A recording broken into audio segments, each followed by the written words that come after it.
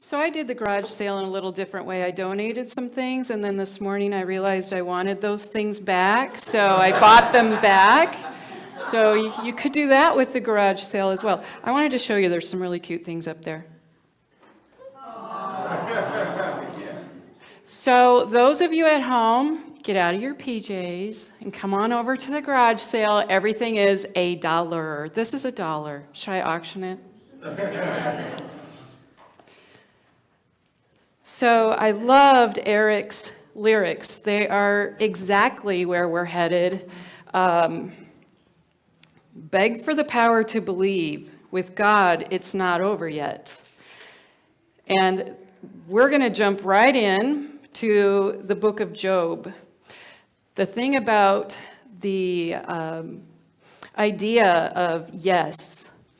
Yes is that concept, that feeling you get like when everything just lines up, even if it's just for a moment, right? When it all lines up and it's like, whew, what is this? This is so amazing. I want to hold on to this. And of course, it doesn't stay, right? But it's there long enough to want more. So with Job, we have two kinds of yes. We have finding yes, and we have being yes. So we're going to talk about Job, who's finding yes. Then we're going to talk about Joseph in the Bible, who's being yes. And then we're going to talk about you and how we can do both. So with Job, he was favored by God. Let me tell you what Job had. I wrote it down. 7,000 sheep, 5,000 camels, 500 oxen. I don't know, oxen, ox, are they the same thing? Okay, so, and 500 donkey, or donkeys, I don't know how you pluralize donkey. 7 sons and 3 daughters. So Job was also a very upstanding citizen in his group. He advised people. He was always present for people. Job was just a solid, good guy, really good guy. And he prayed daily for his 10 children because he was quite certain that his children probably sinned throughout the day. So he would do the prayers for his children every single day. Unbeknownst to Jim, I think it's Job. Unbeknownst to Job, Satan and God are talking. Now, I think this would be a really fascinating metaphysical story, but I didn't go there. I stayed with what the Bible says, word for word. But God and Satan were talking, and Satan said, you know what? Job's only a good guy because you keep blessing him. And he just feels like as long as he can stay in your good graces, you're going to keep blessing him. So his behaviors are only based on reward. And God said, that's not true. And Satan said, then give him to me. Let me play with them, and I'm going to prove to you that that's true. And God said to himself, I'm sure, you know what? This is my best guy. So I know this guy is going to win the bet for me out of anybody. I know, because he is my faithful servant. So God said, you're on, but you can't kill him. That's the rule. You can't touch his body. So Satan got busy and killed and burned all of his animals, or somebody took off and stole his animals. So all of his animals are wiped out, gone. Then a big wind came. I love the words of the Bible. A big wind came and smote all 4 corners of the building that his 10 children were all having dinner together. And this big wind came and smote the building and collapsed the building, and all of his children died. So, and Job is just, he was sitting out in the prairie, or I don't know where they live, desert, something. He's sitting outside, and he gets a report that your animals were stolen. Then another servant comes and says, some of your animals were burned. And another servant came and said, all the servants have died. And it's one report after another, and Job is just beside himself, and he's saying, what on earth, God, are you doing? And he doesn't hear from God, which is not normal for Job's relationship with God. And he's not hearing from God, and he's lamenting, and he's saying, holy smoke, what happened? And he has 3 friends that come. And one comes and he says, Job, clearly you're a sinner, because God rewards the righteous, and God brings condemnation on those who sin. You have been condemned, so clearly you're a sinner.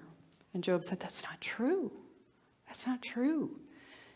Another friend comes. See, back in this day, they lived by the law of God punishes the wicked.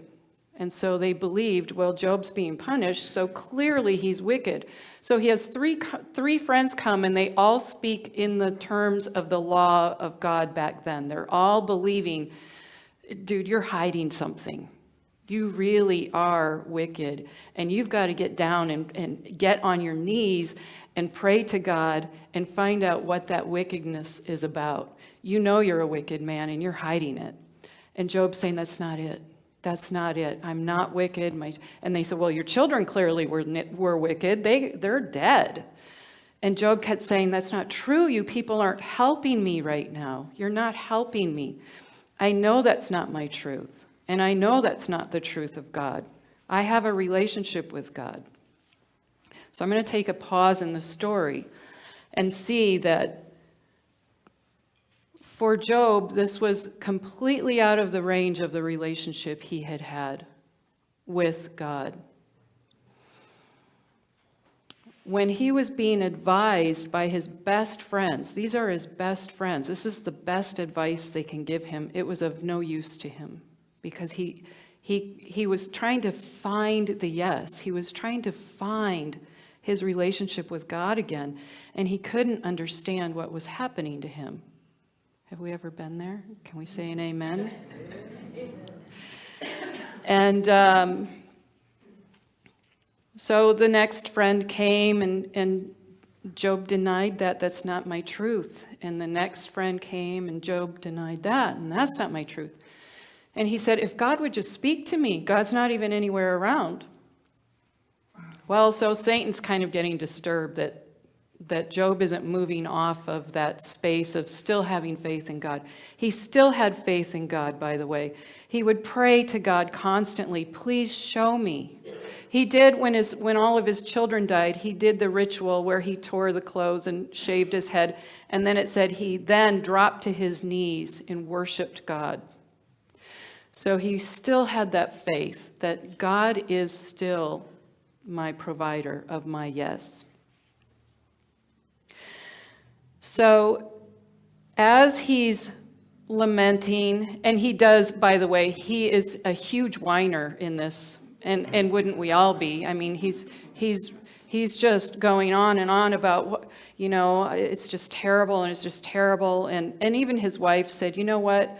Why don't you just condemn God, kill yourself, and be done with it? And so even his own wife isn't supporting his looking for yes, his trying to find the yes. So in the end of the story,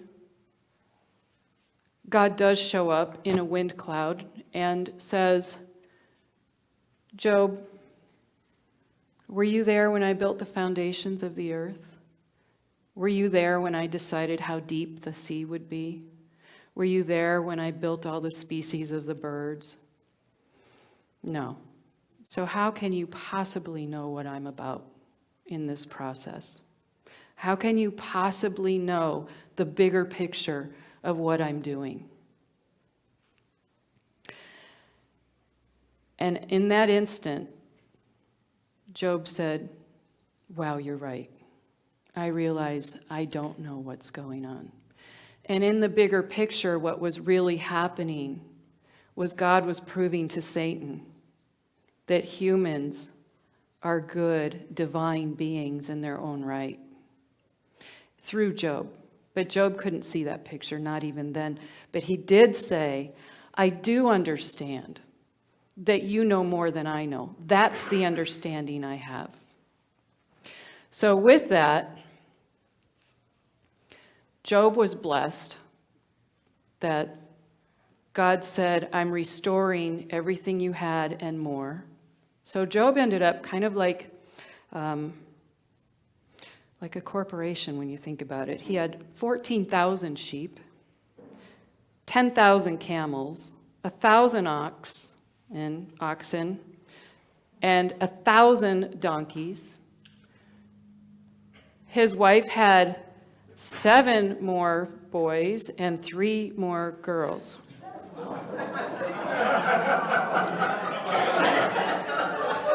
So Job was a happy man again. So Job was constantly trying to find the yes. Other people came and said, it might be this, it's probably that. No, it's not that, it's not that, because that's not making me feel that yes energy. So in our walk in life, the yes is in here. The yes is in here. And when community comes and the people that are closest to us, that are trying to help us find our yes, if it ignites our heart and we feel that, that's our yes, and thank you. If it's not, it's okay to turn it away and say, not that, not that. So that's the finding of the yes. Now the being of yes is Joseph. Joseph is the son of Jacob, the 11th son of Jacob. And Joseph was kind of cocky as a kid. He had a dream that his parents, he had 2 dreams actually, and in the dreams, they were both the same dreams where his parents and all of his brothers were bowing to him. And so he told them all about it. You're going to bow to me. You're all going to bow to me. Well, it started to anger them. And it angered them to the point where they said, we're going to kill this kid. I'm done. We're killing him. And another brother said, no, don't kill him. Let's just throw him down the well. And that brother had the idea, he felt sorry. He did feel sorry for Joseph. So he decided when the mean ones throw him down the well, he'll come back and pull him out. He wasn't around when they threw him down the well. And then they decided, no, there's a camel caravan of merchants going by. We're going to sell him to the merchants. And that's what they did. So Joseph got sold to the merchants, but Joseph had those 2 dreams. So he knew God has my back. So he's in the yes now. He knows God has my back. Even though he didn't have the best of lives, because the merchants then sold him to be a slave to the captain of the guard of the Pharaoh in Egypt. So now he's a slave. That captain's wife tried to seduce him, and he rejected her. So then she falsely accused him, knowing he'd get thrown into prison. So she made a lie, and they condemned him and threw him in prison. While he's in prison, the Pharaoh's cupbearer, do you know what that is? It's the guy who makes sure that he pours all the drinks for the Pharaoh so the Pharaoh doesn't get poisoned. And at times he may even have to drink that wine to prove to the Pharaoh it's not poisoned. So the cupbearer is a very, very important person to the Pharaoh. He offended the Pharaoh, and the Pharaoh threw him in prison. The cupbearer, while in prison, had a dream. And Joseph said, I know how to interpret dreams. Joseph's still a little bit cocky, by the way. So he's like, I got this. And he told the cupbearer, that dream means you're going to be out of prison in 3 days. Sure enough, he was getting released, and Joseph said, hey, would you tell the Pharaoh about me so that he'll release me out of prison? Just tell him I'm a great guy. The cupbearer forgot about Joseph. 2 years later, Pharaoh had a dream, and nobody could interpret it. And the cupbearer went, oh yeah, there's a guy in prison who's really good at interpreting dreams. Pharaoh said, go get him. So Joseph said, well, what your dream means is we're Egypt, is going to have 7 years of prosperity and then 7 years of famine. So he advised Pharaoh, store up your grains. So Pharaoh said, okay, you be in charge. So Joseph was in charge of the grain storage, and then during the 7 years of prosperity. Then during the famine, the people of Egypt started coming to buy the grain. And they had to go through Joseph, always. They had to go through Joseph. So as they're buying the grain and the famine is continuing, his family, who are Hebrews, by the way, his family comes to Egypt to buy the grain from Joseph because everybody else is out of grain because nobody knew this was coming except Joseph and the Pharaoh. So they all started coming to Joseph for the grain.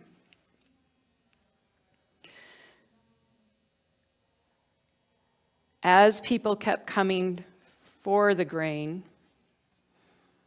they ran out of money. And once they ran out of money, they said, what are we doing now? Joseph said, well, sell me your land. So they sold the land. And he said, I will give you the grain for the land, and then 4/5 of that grain is yours. 1/5 of that grain belongs to the Pharaoh. So you can live off. What's it? Okay. But I don't.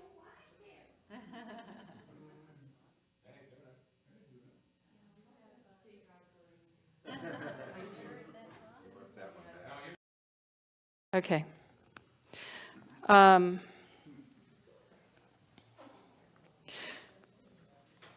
So Joseph then let the people live on their own land. It's not theirs anymore. It's Egypt's land. But let them live on the land and keep 4/5 of their harvest, and the other 5th goes to Pharaoh.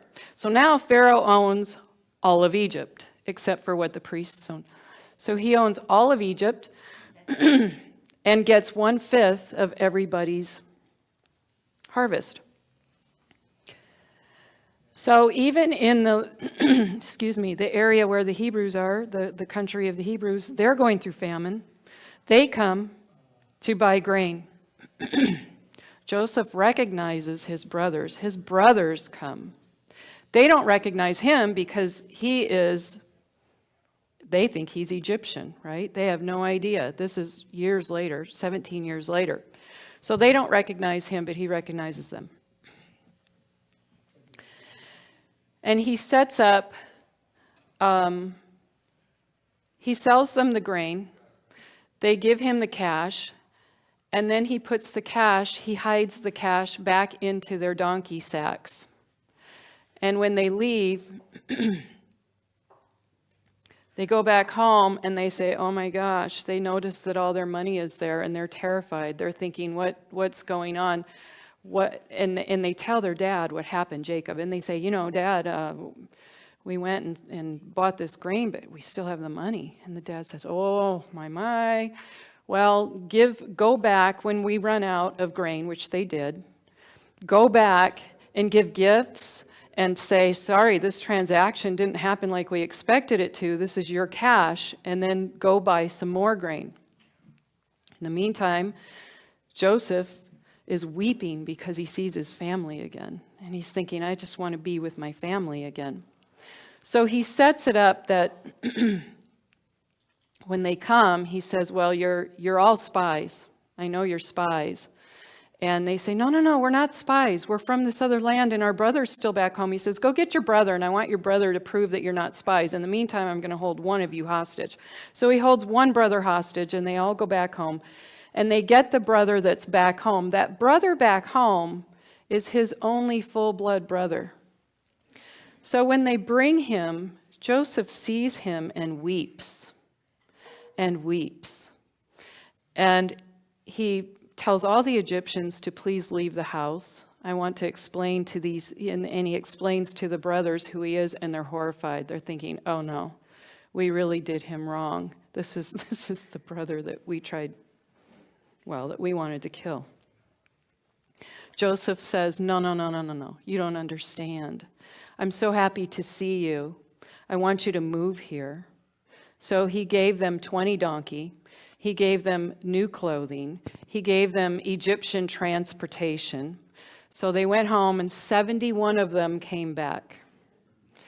And he introduced his father to Pharaoh. And Pharaoh sees at this time Joseph as equal to him almost. Because look what Joseph created for him, this kingdom of happy people and wealth for himself. So when the family came, Pharaoh said, I give you the best land I have. I'm giving you the best.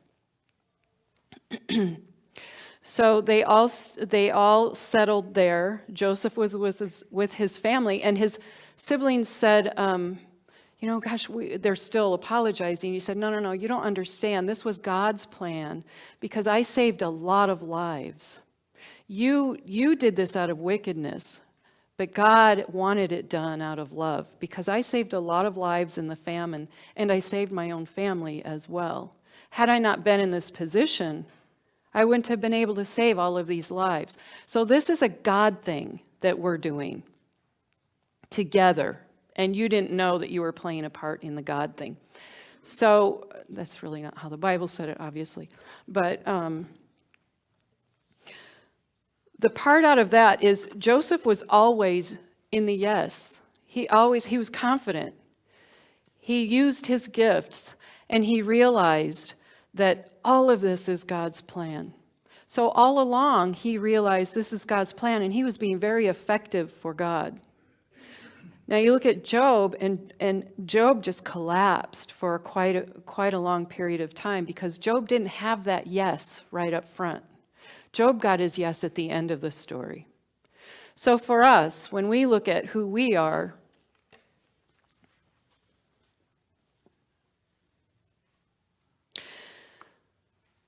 the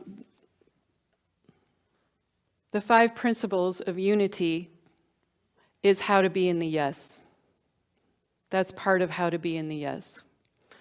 It's up on the screen right now. God is absolute good and everywhere present. So when you think about Joseph realizing that all of this is God, God's everywhere, God's in everything. I am the power of God in me. Our essence is of God. Principle number 2. Therefore, we are inherently good. So Joseph was able to use that principle and realize his own siblings are inherently good because they're part of the bigger plan of God. We create our experience of life through our thoughts, feelings, and beliefs. So for ourselves, and as Joseph did, his thoughts, feelings, and beliefs were yes, yes.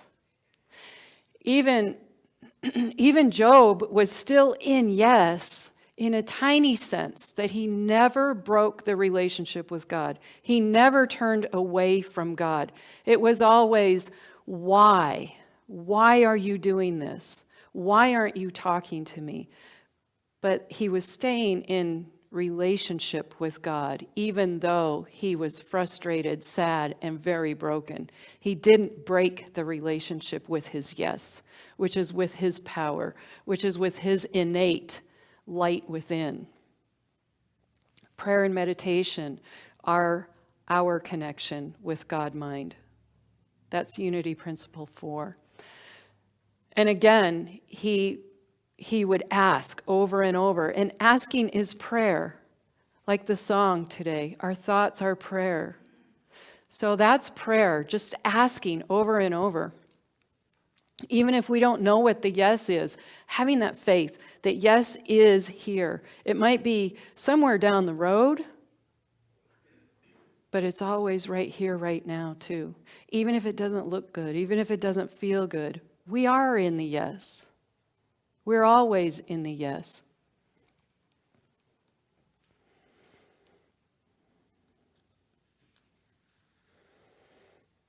And if you look at John chapter 1, verses 1 through 5, In the beginning was the Word. This is my favorite part of the Bible. In the beginning was the Word, and the Word was with God, and the Word was God. The same was in the beginning with God.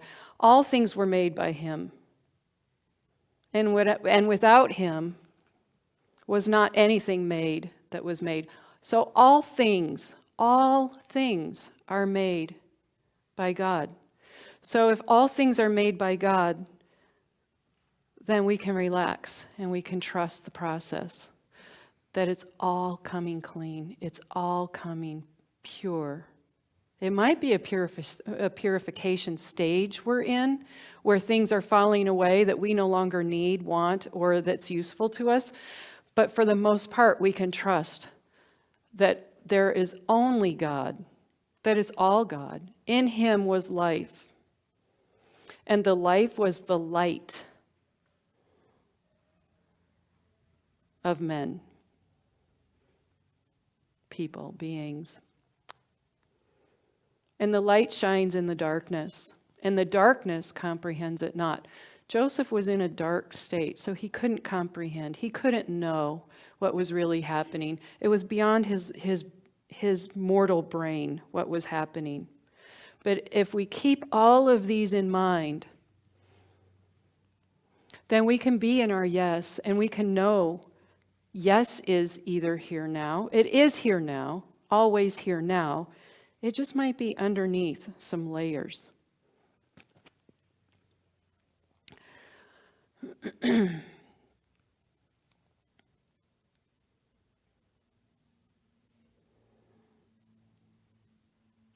So sometimes it's unknown to us, but God is doing greater works for us.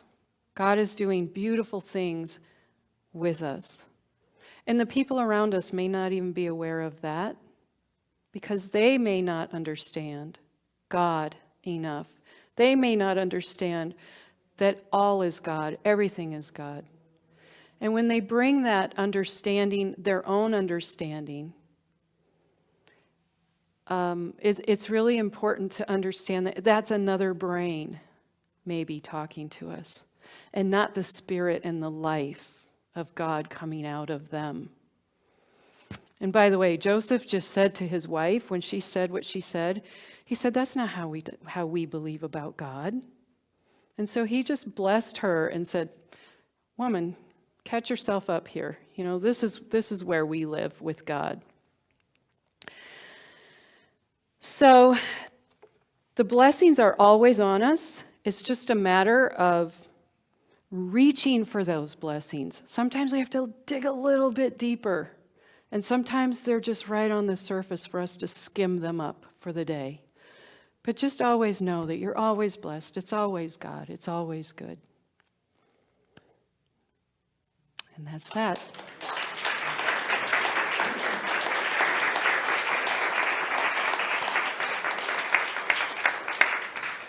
We're going to do now a fun thing. I love this. We're doing Om. Tom is coming up to help us with Om.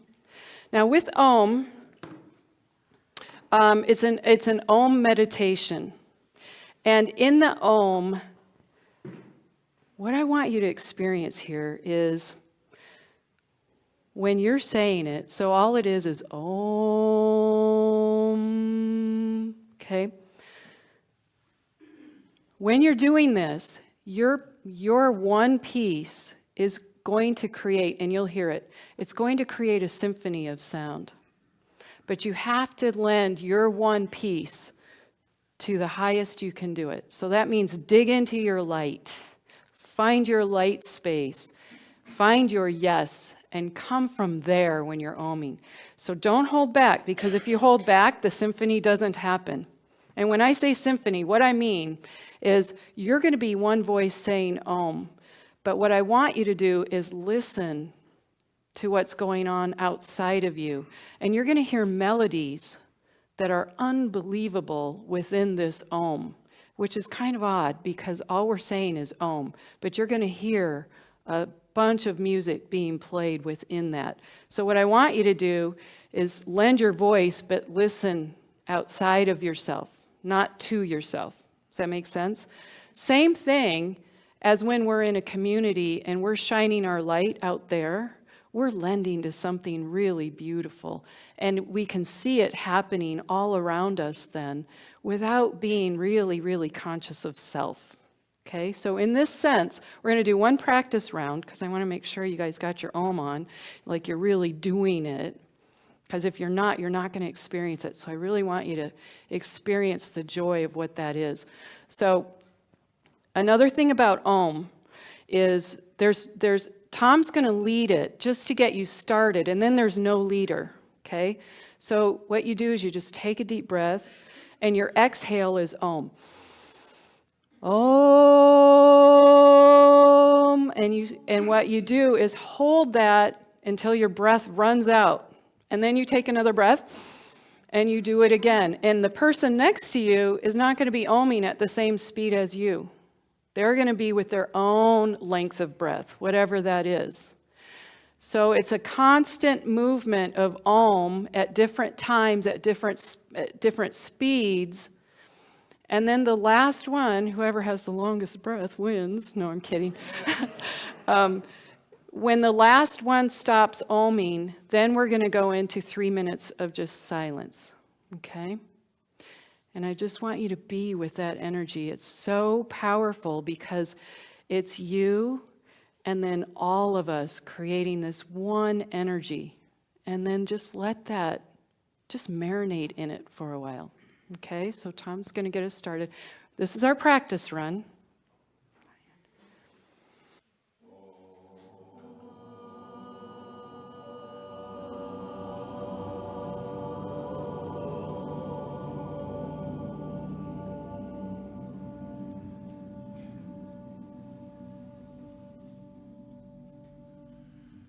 Okay, that was our practice run.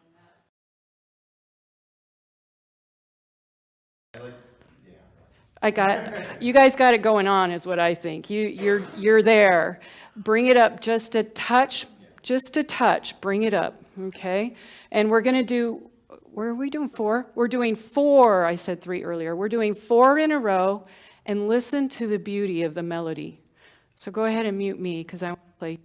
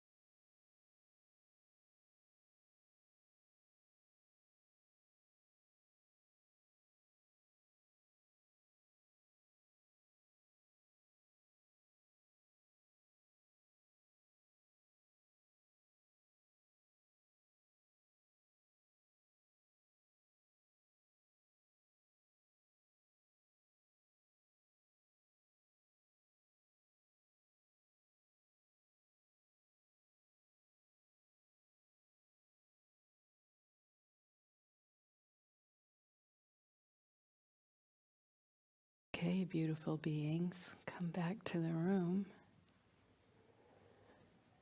That was beautiful. Thank you for lending your voices and your spirits and your hearts.